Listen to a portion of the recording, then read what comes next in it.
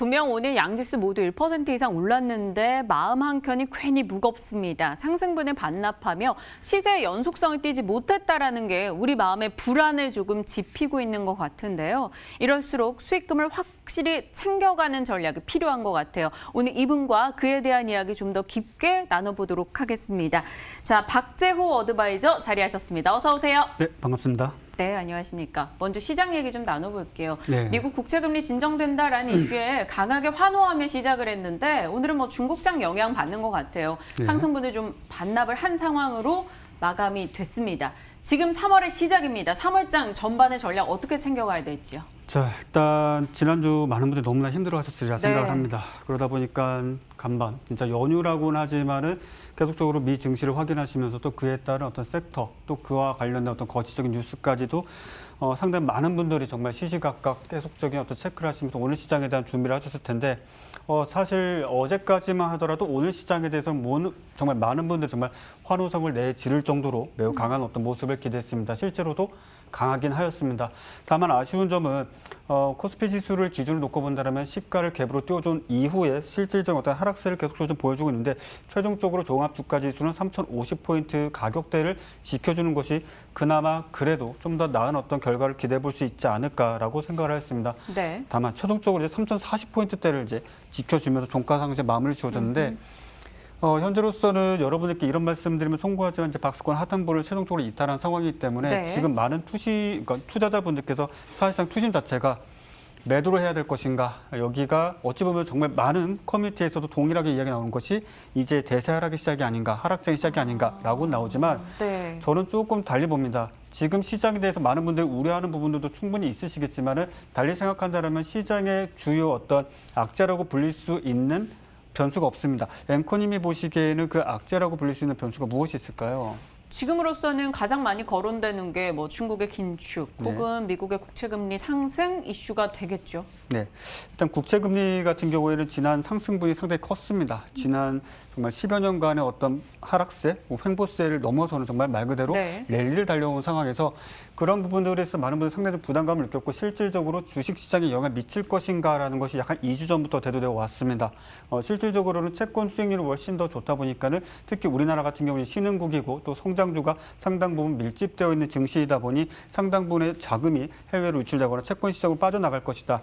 그에 대한 어떤 우려감도 상당 부분 작용했던 것으로 보여집니다. 다만 이러한 부분들에 대해서 미국 내에서도 상당히 연준에서도 그 위기라든지 앞으로 발생할 수 있는 어떤 인플레이션에 대한 어떤 가능성까지 이야기가 나오다 보니까 상당히 좀 진정시키려는 노력이 계속적으로 보여주고 있고 네. 추가적으로 이러한 어떤 국채금리 상승 그리고 인플레이션 우려가 발생하고 있다면 사실상 앞서 나온 것처럼 미국 내에서도 부양책, 막대한 정말 부양책을 실행한다는 것은 사실 어불성설이기도 합니다. 하지만 그에 정말 보기 좋게 반하는 어떤 부양책 실시라는 것을 여러분께서 좀 긍정적으로 좀 보셔도 좋겠다라고 좀 말씀드릴 수가 있겠고 지금 앞서 이제 앵커님께서 말씀해 주셨지만은 이제 중국 어떤 긴축 상황 이런 부분들도 이제 계속 시장이 대두되고 있는데 구체적으로 본다면 홍콩입니다. 네. 그러니까 홍콩에서 지금 이제 상황이 쏙 좋지 않다 보니까 경제 상황이 좋지 않다 보니까 그에 따라서 증권거래세를 인상을 하겠다. 또 그와 관련된 여러 가지 세수 부분들에 있어서 인상을 하겠다. 실제 홍콩이라고 한다면 아시아에서 싱가포르 다음으로 정말 말 그대로 금융 강국이라고 할 수 있는데 이런 부분들에 있어서 중국 내에서도 그러한 어떤 영향이 중국 내에서 미치는 영향은 상당히 제한적일 것이다. 홍콩 내에서만 어느 정도 그 범위를 갖고 그 네. 범위를 초과하지는 않을 것이다라는 이야기가 좀 나오고 있습니다. 이런 부분들에 대해서도 사실 단기적인 어떤 이슈로 저는 생각을 하고 있고요. 이슈 자체가 실질적인 어떤 시장을 끌어내리는 데 있어서 추세를 형성하는 데 있어서는 명분으로서 작용하기에는 아직 좀 약하지 않나라는 생각을 좀 가지고 있습니다. 최근 들어가지고 앵커님께서 보시기엔 연기금의 어떤 시장 포지션 청사는 좀 어떻게 보시나요? 매도 규모가 좀 많이 진정되고 있다라는 생각은 들어요. 뭐 네. 일시적이긴 해도 매수하는 모습도 포착이 되고는 있으니까 네. 그래서 이제 좀 잦아들지 않을까 싶기도 하고. 개인 투자자분들 입장에서는 지금 연기금의 어떤 매도 그리고 그에 따른 어떤 시장 하락의 영향 이것이 실제라고 믿으시는 분들이 계실까요? 많죠. 본인의 어떤 증권 계좌의 손실 역시 그로 인한 원인은 그런 국민청원이 굉장히 많대요. 연기금의 매도를 자제하라 이런 목소리가. 개인 투자자들은 또 그렇게 해석할 수도 있는 여지는 있다고 봐요. 네, 사실 어찌 보면은 올해 특히 작년 시장 같은 경우 정말 여지껏 역사상 유례를 찾아볼 수 없는 시장 상황이었습니다. 그러니까 통상적으로는 연기금 같은 경우에는 소위 이제 많은 분들이 잘 알고 계시는 이제 리밸런싱이라는 작업을 거치게 되는데 한국 내 주식 비중이 17.5%를 가지고 있을 경우 그것을 초과한 25% 이상의 주식 비중을 초과했을 경우에는 그 수익 포지션에 따라서 전체 물량을 줄여야 됩니다. 수량과 네. 상관없이. 그러니까 수량과 상관없이 줄여나가는 과정이 필요한데 지금 현재 추가적으로 매도할 수 있는 잔여량이 약 한 24조 정도가 남아 있습니다. 그러니까 하루 평균적으로 최근 들어서 기관이 가장 크게 매도했던 금액이 얼마였는지 기억나시나요? 글쎄요. 최근에 워낙 액수들이 오고 가서 어느 정도였죠? 약 한 2조 정도라 보시면 될 것 같습니다. 최근 들어서 가장 크게 매도했던 규모가 약 한 2조, 1조에서 2조 사이였는데 약 2조에 육박했는데 그와 같은 24조. 물량이 네. 앞으로도 지속적으로 출하될 가능성이 있다라는 것. 다만 여기서 여러분께서 한 가지 중심 잡고 보셔야 될 게 그 와중에서도 실질적으로 매수하는 종목도 반드시 있습니다.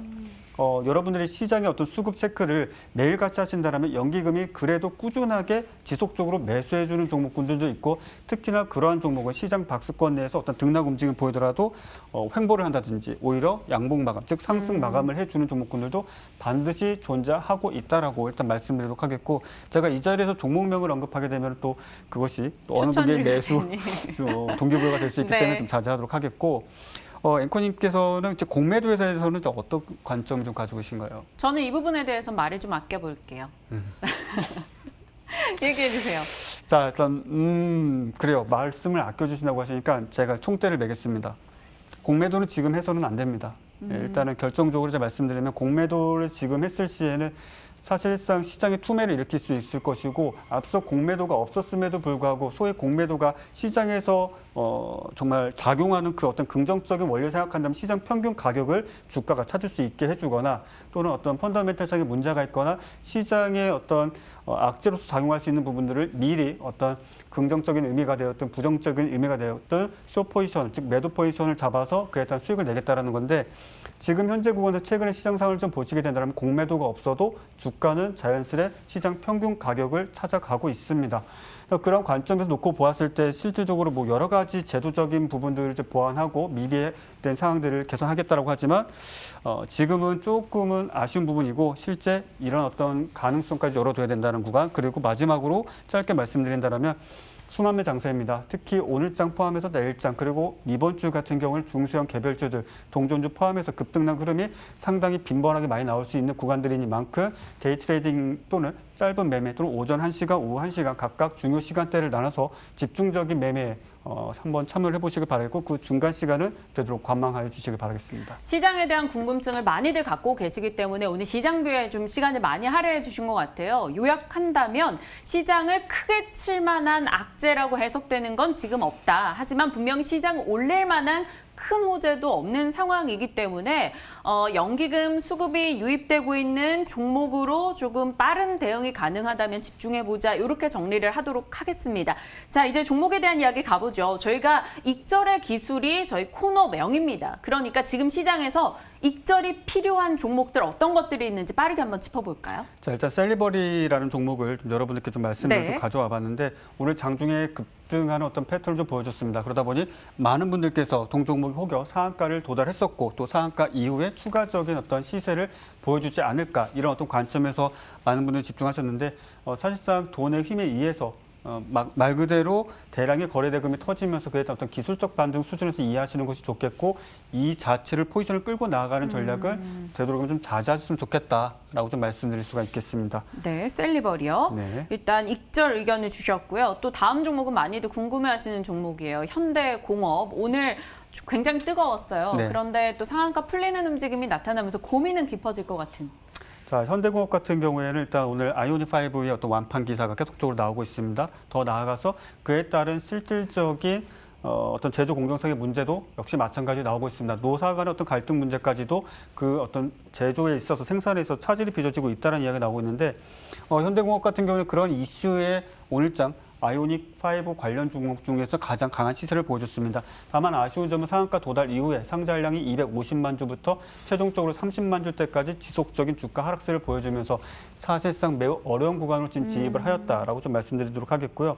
오늘 상한가에 진입을 하셨던 분들은 실질적으로 저희 가족분께는 이제 제가 매도 사인을 좀 드리긴 했는데 내일장을 좀 보시는 게 좋겠습니다. 보유보다는 내일장, 이 모멘텀 자체가 연속성을 가지고 있는지를 최종적으로 확인하고 그에 따른 대응 이어나가 주시길 바라겠습니다. 네, 현대공업에 대해서도 오늘 뜨거운 관심이 있었던 종목인 만큼 전략을 주셨습니다. 조금 어려운 구간이라는 표현이 마음 한켠에 좀 남네요. 다음 종목은 현대바이오입니다. 이 종목도 이제 익절하자라는 거죠? 네, 이미 익절을 했어야 될 종목인데 오늘 아무래도 상대적으로 시장에서 좀 눈에 띄는 종목이기 때문에 좀 가지고 왔습니다.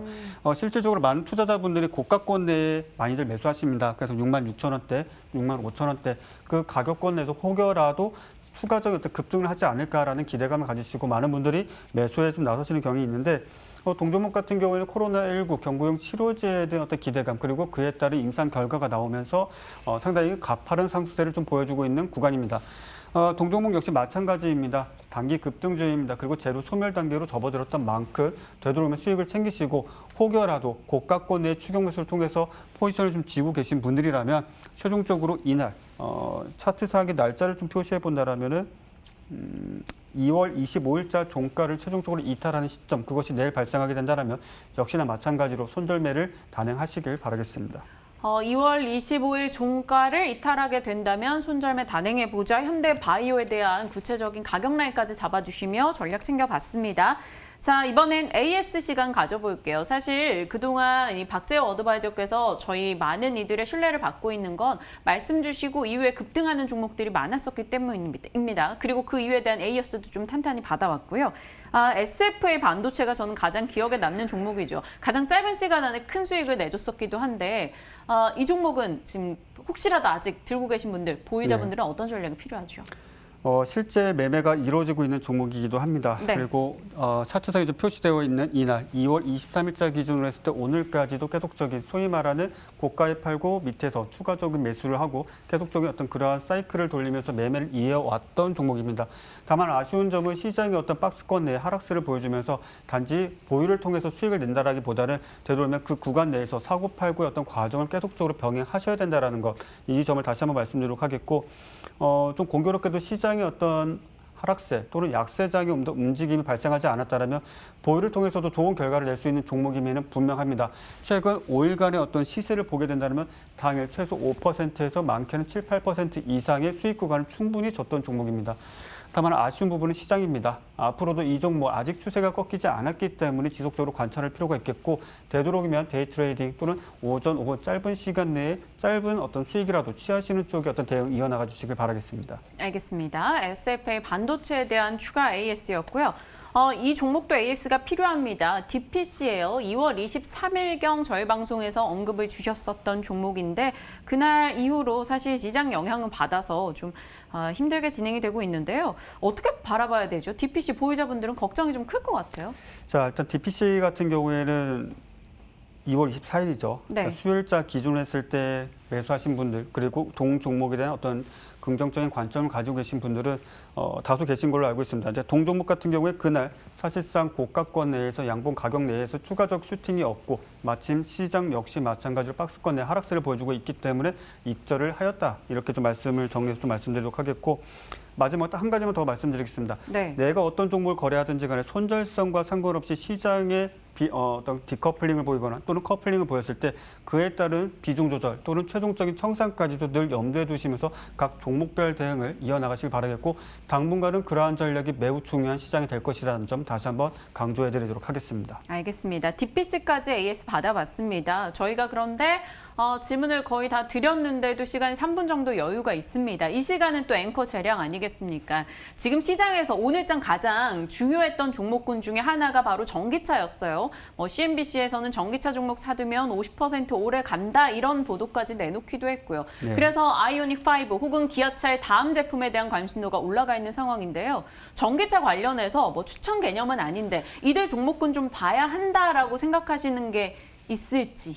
일단 아이오닉 5라는 것이 중요한 어떤 핵심 키워드이기도 하고 그쵸? 지금 현대차에서도 말 그대로 야심작입니다. 네, 실제 아이오닉 5가 출시되기 이전부터 그로 인해 파생된 시장의 규모를 약 한 30조 원으로 잡고 있긴 했습니다. 네. 막대한 규모이긴 합니다.